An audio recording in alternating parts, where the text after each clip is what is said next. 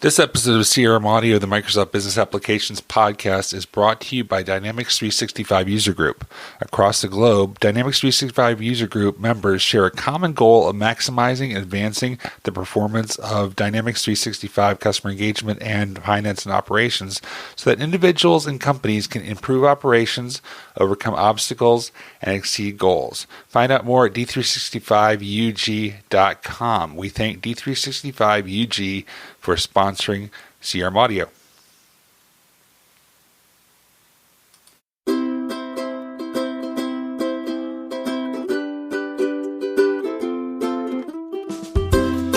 Welcome to another episode of CRM Audio. It's been a little bit. I'm your host, Shawn Tabor. Joel Lindstrom is off on assignment trying to find himself in, I believe, Cincinnati. But regardless, this is going to be a service-based episode, much like the old At Your Service. And my guest today is none other than the dynamic CRM cat herself, Sara Critchley. Hey, Sara. Hey, Shawn. How you doing? You know, I'm doing well. So one of the big reasons that I wanted to have you on the pod was your life lately has been pretty much a whirling dervish of events. What does dervish mean? Like a tornado. Oh, wow. Yeah. That's amazing. I've learned something new today. Well, you know, that's what I do. I'm an educator. I'm an inspiration to all. But, yeah, you've been doing a lot lately. So I wanted to talk a little bit about that transition and some of the things that you've noticed in that journey, mm-hmm. and then talk about some of the things you got planned for 2020. It's New Year. Mm-hmm. Happy New Year, everybody! By the way. Yeah, Happy New Year. So what's going on with Sara? Well, the move was the biggest thing, right? So I've been in North America for, I think it's about 5 weeks now, which mm-hmm. is kind of crazy because it feels a lot longer. Mm-hmm. Even though I would love to have more time. And it's really funny. I've been telling people just like these crazy stories. And for everyone in like the UK or even Europe, people know what salad cream is, right? Like kind of this has been like such a big part of my life. Like salad cream, I love food. Those of you who know me, I'm pretty food obsessed and I need to be fed quite regularly, kind of like a cat. And in terms of the thing is when you travel a lot, which we're kind of very privileged in our roles that we get to do, right? It's amazing that we get to do that kind of stuff. It's just that we can sometimes take things for granted, that we sometimes think we know places and then we can go, we eat out normally because obviously you're normally in a hotel and stuff like that. You don't, you always go back home and you always have your home comforts. And again, I know it's quite a stereotype thing, but moving from England to North America, you really do miss certain stuff. And salad cream was like one of my biggest things, like salad cream and Joe, my husband, for those of you who like eat kettle crisps. So in the UK, they do balsamic vinegar, salt and balsamic vinegar. They don't do that in North America. He's got like balsamic vinegar? Yeah, like the kettle crisps. Oh, you mean so like the actual they do sea salt. Vinegar. I don't know, it's like such a subtle difference, right? But he's like heartbroken. Like we lament salad cream and balsamic vinegar crisps. It's crazy though, right? And the thing is though, I think the food's probably been the hardest thing because getting on like, for anyone that travels, you need to get on like a regular cadence with your food. Right. But like kind of getting used to just like kind of the different kind of ingredients, all that kind of stuff, getting used to, because your life is just completely changed in terms of what you eat, the different types of things. I know this is all about food right now. There's a lot more different things, but food's a massive part of Just wait, I'm going to have an amazing transition here in a few minutes, so we're good. But then some of the other stuff, right, is that like, I mean, to be fair, I think I was probably a little bit, I don't want to say underprepared for the move, but you just get into this like, oh, it's fine, you're just moving house. And we didn't have a car anyway, so we didn't really kind of have too much, and we don't have a mortgage or anything like that, so we pretty much just ended the tenancy and left. And the thing is, like, that made it so much easier, but there's just so much more when you arrive to do. Mm-hmm. But for us, I think you just try to keep kind of right. Is everyone safe? Is everyone happy? The cat's okay. I'm pretty sure we can get over salad cream and crisps for the time being and kind of move on and stuff. So Yeah, I think once we got stupid stuff like saucepans and that, we felt a lot better. That was 2 weeks, by the way. It took us 2 weeks. Your Amazon account gets cancelled like 5 times in a week.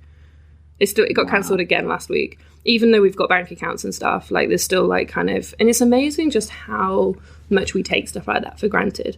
Next day delivery on stuff. You mean like your Amazon UK account or your Amazon CA account? So we were using the UK account, you know, because you don't have a bank account for about a week, or depending on how quick you can get out there and get a bank, but you need to do so much stuff before you get a bank anyway. And the UK account got cancelled because they see, you know, Vancouver address with a UK bank card, even though it's the same name and stuff. They're like, and it's a lot of it's automatic fraud detection that they use. There's like dodgy. The thing, I don't know if anyone saw my whinge on Twitter recently. I really do take to social media to have a rant these days. I'm getting old, you see.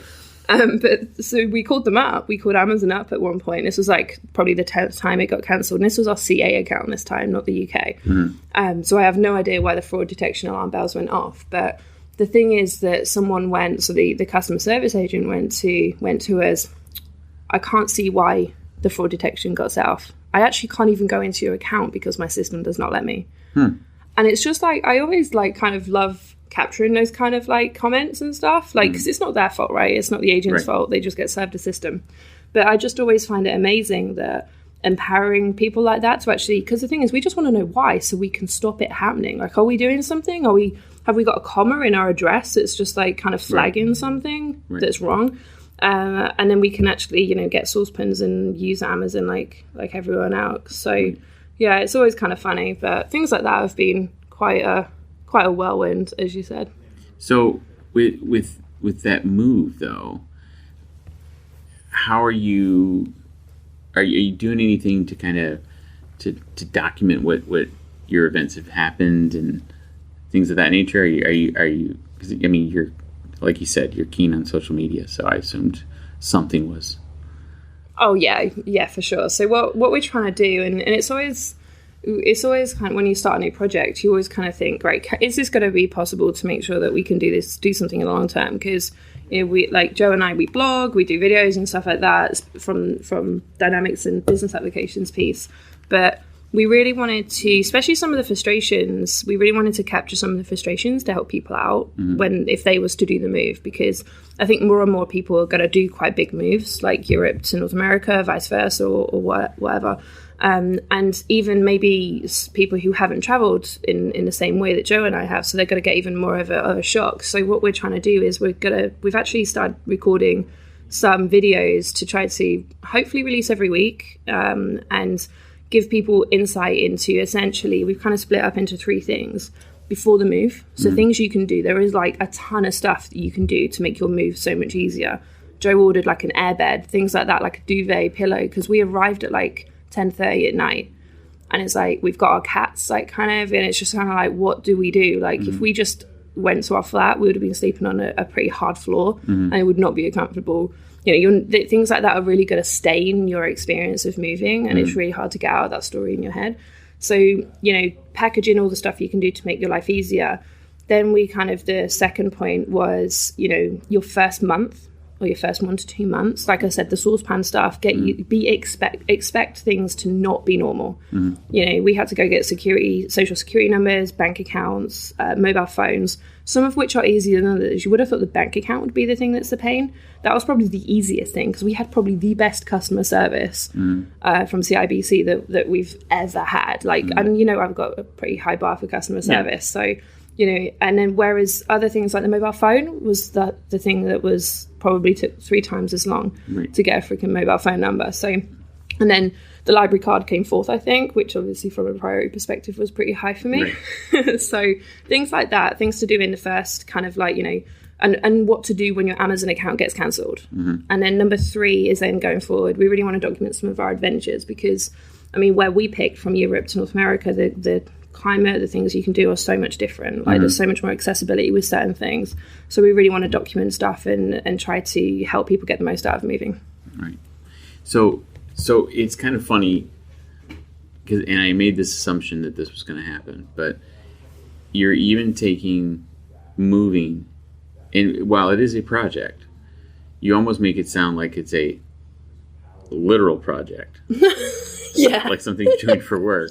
I've split it up, broken it down. and you've already started identifying those customer service happy spots and low spots. Yeah, that's the thing. I don't know if I'm just extra sensitive to stuff, but like I think it's because I get really frustrated, when I fundamentally believe that anyone can provide the best customer service ever. Mm-hmm. And I just think that kind of, and they should be empowered to do so. I know that a lot of that is the system that they have, but at the same time, it's also their responsibility to give feedback to managers that the system is really not empowering them to do their job.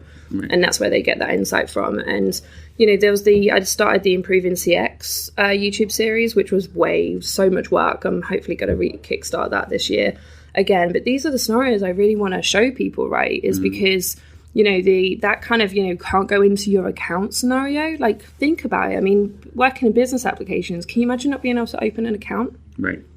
Like, just like, so right. I can talk to someone. Hey, Shawn, how you doing? Great day. You've got a problem, but I can't go into your account. Right. What's the point? You've literally just wasted. Like, the thing that I get frustrated at is I've been on hold for 10 minutes. I've had a really nice conversation with you, Shawn, but you can't help me. Right. That just annoys me. Right. And now my day is like annoying. Now I can go and annoy someone else. And I kind of believe everything's connected in that way. Like, the people you meet on the street, the people you meet in a store, they can be having really crappy days because they've just talked to a customer service agent that couldn't open their account. Right. So. Well, I had a customer service experience last week on break, and I just wanted to understand why my cable bill was so high. Mm-hmm. And it didn't give you the breakdown on your bill, I'm guessing? Well, no, it gave me the breakdown on the bill. But I wanted to understand why it was that amount. Mm-hmm. Right? And my cable company was recently bought by another cable company. So that transition is now complete. Right. So I log into the new website with my credentials. Mm-hmm. That's all fine. I can see my bill. I can see my services. I can see what equipment I have. And then I go to change my services. And I get this sign that says, whoa. If you want to change services, you need to make a phone call. Right. And I'm like, I don't want to. No. You've done all this nice website. Right. But... So then I see chat available. Love me some Power Virtual Agent, so I'm all about the chat. Yep. So I go to chat. Get a lovely person connected rather quickly, which was good. You could see the automated piece where it's asking you the qualifier questions to hand off, mm-hmm. which I was okay with. And they were okay. They weren't great. They were okay. Mm-hmm. So I get through to them, and I said, I just want to understand my bill and if there's a better, package for existing customers. Yeah. They said, well, as you know, we've converted from X to Y. And we're going to have to get you on a standard plan on Y and send out new equipment before we can make any changes. Are you joking? I'm like, whoa, what? You just wanted to understand your bill. Right. And I said, well, what do you mean send out new equipment? Yeah, we'll schedule an appointment, a technician will come out. Because you're just chilling out at home all day, waiting for someone. No, this is like a Sunday night. No way. Yeah. And I'm like, but wait a second. I just want to understand what the offerings are. Yeah. You can't tell me what the on your current equipment. Right. And the one that you've got. Right. And then, apparently, because it opens in a new tab, the other window was active. So it pops up, when a window's kind of dormant for a little bit, the chat will pop up and say, do you want to chat? Mm-hmm. That happened. And it disconnected this chat because it said, you have a chat going on in another window, so it closed down. So it just assumed that the latest one was the most up-to-date one? Wow. Yeah. So then I had to close that window, reconnect, got a different person, started on the same conversation again. Wow. And I'm just guessing they didn't have any record of their previous conversation? No. Wow. And it didn't even pass, because I was logged into the website. It didn't pass my information. They asked me for my first name, last name, and address when clearly they have. Yeah. So it's frustrating though, right? Like that sigh, you can just tell. It's just like the thing that I love about that scenario though, like kind of is that whole equipment piece too. Yeah. Is the fact that like kind of they've gone to the trouble of giving you the capability to do chat, because I'm the biggest fan of online chat. Like the amount of like 12 to 1 a.m. online chats I've had is convenient for me. Right. And it's amazing. But the thing is, it's like whenever someone, I do that kind of similar sign when someone is like sending me something out, and we'll schedule an appointment, because that's the most thing that is difficult for me, because I'm not chilling at home all day. I don't, and also then they're late. They don't show up. Right.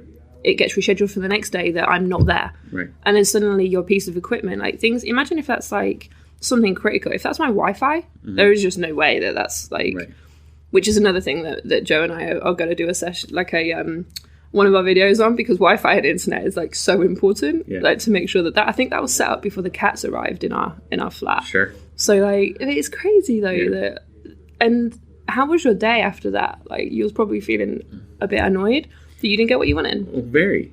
And so it all started because with my mobile provider, you get certain perks, right? Especially for existing customers. Right. And one of them is HBO. So I can get free HBO. Which is a decent channel. Right. So if I'm paying $75 for this package that includes HBO on my cable bill, when I don't have to, unless they can give me a better deal, I want to take it off. Yeah. But then I can't change it because of a restriction that they didn't tell me about. Yeah. Yeah. But the thing is, so like, when I get home, I gotta deal with it. That's it though. Like, it just shouldn't be like I've got to deal with that. You should just be able to do it on the website. Agreed. Like, what is like? This is another thing that's really frustrating from a service perspective. Is that again, go to the capabilities of giving me a self-service website. Let me change my products. Like that's. I think this is where if I can do everything on my schedule, it means that and changing products at the end of the day, you're just going to call up. Like when people are angry, when people are fueled by anger and frustration, they will just cancel and go to the other 50 providers that give the same service and possibly better service. Sometimes they just need that push. And to be fair, sometimes not offering these capabilities is the key differentiator from never shopping there again, not recommending them, being negative about them from word of mouth. Because as much as I'm a big fan of technology, I still think word of mouth and recommendations are king or queen. It's like such a big thing. Like if you recommended something to me, it's like, TV, right? It's like, hey, watch The Expanse. It's amazing, Shawn. Like I'm never going to stop telling you to watch The Expanse because it's amazing. I'm the same with advocating for brands. If I've had an amazing service, I'm going to keep advocating for them. If I've had a terrible service, I'm going to be like, Shawn, why do you keep doing this? They're terrible. And listeners, just so you're aware, she has said, have you seen The Expanse 4 times in the last 3 days? It's amazing. If anyone has not watched that. Each time I say no, I have not watched The Expanse. So I thought you're supposed to like sci-fi. I do, but I haven't watched The Expanse. Well, because it was on the Sci-Fi Channel in the States. Oh, really? Right? It was on Netflix for us. Right, no. It wasn't. So it was on Sci-Fi Channel, then it moved. Right, okay. And I think now it's on Netflix. Right. Oh, no, Prime took over, I think. Oh, okay. Yeah. See, I don't even know. But it was on TV, regular TV. Like real TV, normal cable TV, which feels old now. Yeah. And then it went away, and then it went to Prime. So I just never... It is really good, though. You wouldn't even tell. Just watch it all on Prime. Well, we'll see. Yeah. We'll see if I pick it. Because, I'm watching The Repair Shop right now. You love The Repair Shop. And that's some really good customer service they get at the Repair Shop. Yeah. I mean, especially considering it's quite specialized as well. So that's what, again, another thing is that I always find it really funny when customer organizations manage to do some really hard stuff and give, and again, this is their standards. I always find it really frustrating. Is like, why can one organization do it and others can't? What is the thing?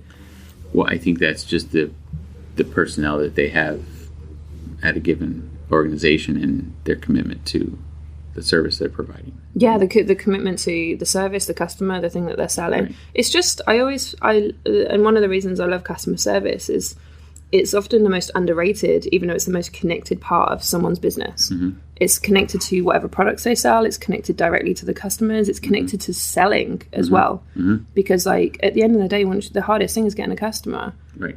You've got them. You've done the hard work. Right. To go ahead and be like, because like, take your example, right? Imagine they said, you know what, Shawn, keep the same equipment, but we can actually, it's slightly more expensive. If let's just say money was the right. thing that they wanted, and not retaining customers. And hey, it's slightly more expensive, but we'll give you something that you want, and this is why. Right. Well, yeah. If they would have said, answered your question, if they would have said we got to give you new equipment, but that'll give you, or even then that, I'd been like, all right. Give you something, but in that conversation that you described, you didn't get anything apart from a pain in the ass. Right. Yeah. Exactly. A new piece of equipment that you did not ask for. Exactly. And that's the thing. And then suddenly you're like, do you know what? I'm going to start Googling other providers. Well, fortunately for them, I'm lazy. Yeah. So I'm not going to leave because them, you're not. But I'll be very surly when I do get on the phone. But imagine, like, say that something happened the next time, right? And then, like, a lot of people have different thresholds, and again, it depends on people's moods. How angry you're fueled to move. Right. That's the difference, right? Agreed. I mean, I went to this provider from another provider for a similar situation. Yep. So that's why I'm like, I'm not going back. Because we only have two. Technically there's three, but I would never go to the third. That's funny. Yeah. So, it is what it is. But I've done a little bit of homework, and I found that the majority of the issues with customer service agents is their technology. Like if they have just crap technology, they don't enjoy their work, and they don't do great service because they're frustrated to begin with. Right. So what are you seeing as we're in 2020 in this new land, this new land. Future time, new land with like 3 providers of stuff. this new future time, this new decade, which I'll argue all day whether or not we are in a new decade or not. I think we're still in the last decade. The new decade starts next year, but we'll see. It's a philosophical debate, isn't it? It is, and yeah. So I won't go into it, but whatever. What would you say in terms of our customers with Dynamics? What would you say if you could have a wish list for this upcoming year? And none of this is anything. This isn't cheeky. This isn't. I'm literally at. What do you think? How could we make customer service projects easier and make the tools, because we have so many cool tools now. I mean, think back. We were talking before the show, 2011. Yeah, when it was just cases. Yeah.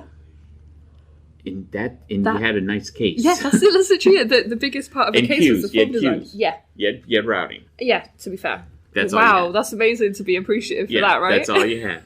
And then we got SLAs, which was like, wow, this is fantastic. Yeah. And enhanced SLAs. Right. Even better.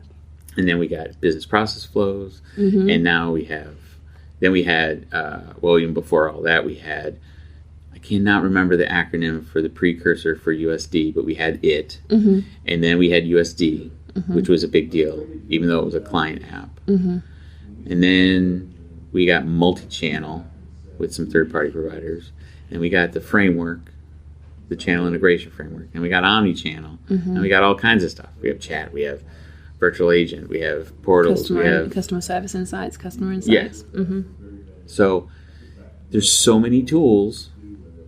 And I'm not going into licensing because, good God, we talk about licensing. How much time have we got? So we've got like another hour? But the problem is we can't even articulate that well, to be fair. So put aside licensing because we all understand that a better licensing model would be great. Yeah. Put that away. Assume licensing's fine. How do we better present all of these capabilities in manners that makes it accessible to the client?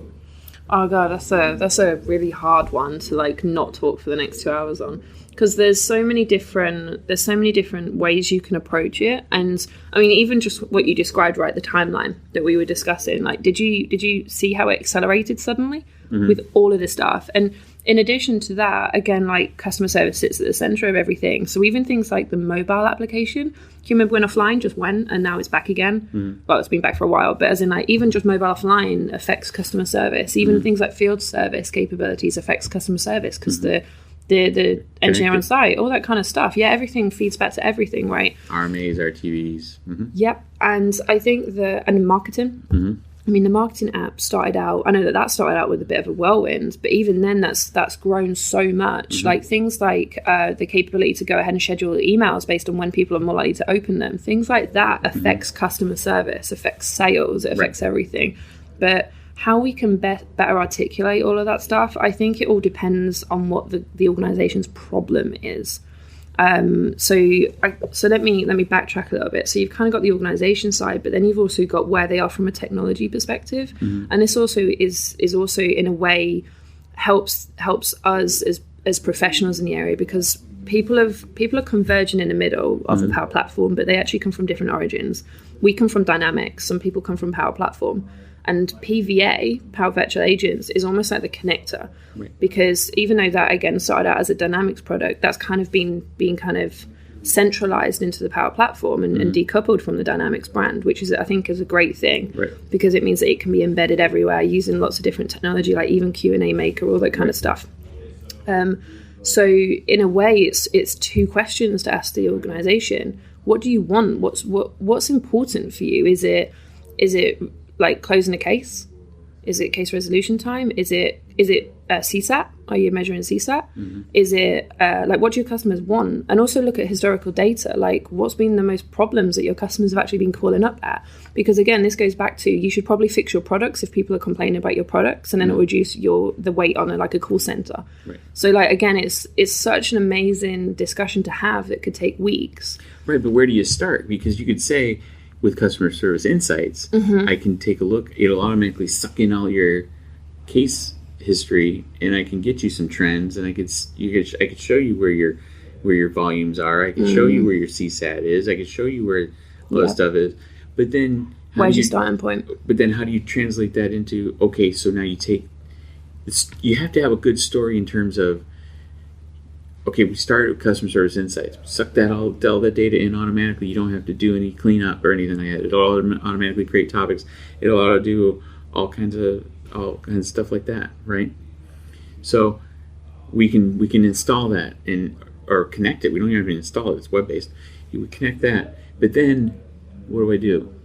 Then what? And I guess because I have the reporting. Yeah. But now what do I do? Yeah. And I guess for me, I think it's always, if it was me, I always try and tell the story from the case, if I'm perfectly honest. With customer service, I always start with the case. But what if that's not the pain point? What if the pain point of the customer? Right. If they're a manufacturing customer, and what we can do for them by connecting them with customer service insights is showing them which products have the highest volume that they need to be addressing, and that they have staff who isn't well versed in the product, that aren't handling the cases as well, so that the CSAT is low, so that it's maybe the product, but it's maybe their staff and there's training. Even just what you identified there, though, right, goes back to the organization and where they're at, but also who you're talking to. Right. So, like, are you talking to a manager? They're going to have completely different problems than someone on like a manufacturing floor, or someone actually dealing with the actual case, or someone who gets the case escalated to them, or the COO or something like that gets just like a really nice Power BI dashboard. It's so situational based on the whole organization. Right. How well put together the organization is, by the way, as well, because what's their mindset? What do they want? What's their digital transformation journey? Which I know sounds like a really big catchword, but it's so true. Like, how much do they want to transform, and how much of the business bought into it? Then who are you talking to? And this is why it's so important to have the discussions with every level of the business, because we just can't assume, we just can't talk to a manager about their staff. We need to talk to the staff, because often they probably haven't even communicated that they're annoyed about stuff to their manager. A lot of people don't feel that they can talk to people like that. Right. So whereas when they get a third party in, and this is why I do really like working for partners, is the fact that we can go in and be that third party, and they feel that they can talk to us because, we're asking the questions. We're asking the difficult questions that they're too afraid to tell their manager. Right. And this is when you can start to and the manager's like, I didn't really know that. Wow, okay, yeah, I really want to make like Shirley happy or Bob happy. So, there's all that. And this is when you start to then, I do think it's a really important thing to get a bigger picture, because a lot of it's still got to be connected, and then it's about prioritization and creating a journey. I do think it's never ending. It's not like you're going to get to the end of the ball of string with customer service, like, at all. And I think that's the same thing with any kind of technology. It's never done, like, ever done. We won't get into the definition of done with stuff, but for me, I just think, there's never, and I don't know about you, but I've never felt I'm done. Like, yeah, like, you can put your feet up. Like, when has a company done that? No, you just can't. Right. But when I said, like, that I always start from the case, I guess it's always about, from our side of things, telling the story to the customer, because they still need to see the art of the possible, right? Mm-hmm. They still need to see a really nice customer insights demo, because, while it's second nature for us, they have no idea what is possible. Like, it's like I was mentioning, I was talking to you the other day about the fact that when someone's done something once, or even when a partner or someone goes into an organization and shows them what's possible, their eyes just light up. Mm. And they're like, wow. And then it's about just working backwards from that. And the thing is, with so many different apps, you can easily start with omnichannel. You can easily start with USC. But like you said, the question is where. I think it's just, I don't think we should be asking that question is where, because it can be easily, you're never going to get the right answer, because who are you talking to? Right. What organization? What's that? You can easily just roll around in questions. Whereas I think that if you can start with the case, you can easily connect that to everything. Even, like we said, field service, marketing. At the end of the day, or start with a contact. Even start with their customer. For me, I always start with the customer's customer. What do they even want? What's their problem? Right. And you can normally figure that out from going backwards. I think we just did. I think we just created a series that we have to do. Yeah. I think we just did. Damn, we always create work for ourselves. Damn. But it really sounds like a fascinating, because we really could talk about this for forever. Hours. Yeah. So if we break that up, that's a lot of good stuff. Yeah. That I'm sure people would want to hear. So we might have to do that. Yeah, I'm down with that. All right. Well, we're going to talk about that after the show. So put together a plan. We'll get our project plan out. That's right. So, this has been fun. Mm-hmm. It's been amazing. How long have I been wanting to get you on here? Forever. Forever, and I've always been like, no, Shawn, I can't. I'm doing like this million things. Exactly. So, how do people connect with you on social media? Because I know you want them to. Oh yeah, I'm mostly active on Twitter, right? So I mainly use Twitter, LinkedIn. If people send me a LinkedIn request, please put a blurb and stuff, because I always like to know what people are about, how I can help them and stuff like that. That's the difference between LinkedIn and Twitter. If you just want to add me, please go ahead and follow me on Twitter. And I'm going to be doing my YouTube channel, YouTube videos this year. Okay, and we'll put that information in the show notes, so you'll know how to connect with Sarah. And this has been fun. Yeah, thank you so much for having me, Shawn. No really appreciate Happy New Year. Happy New Year. All right, and with that, we'll talk to you next time on the next episode of Serum Audio. Inspired by your logical brain, always looking forward to get better.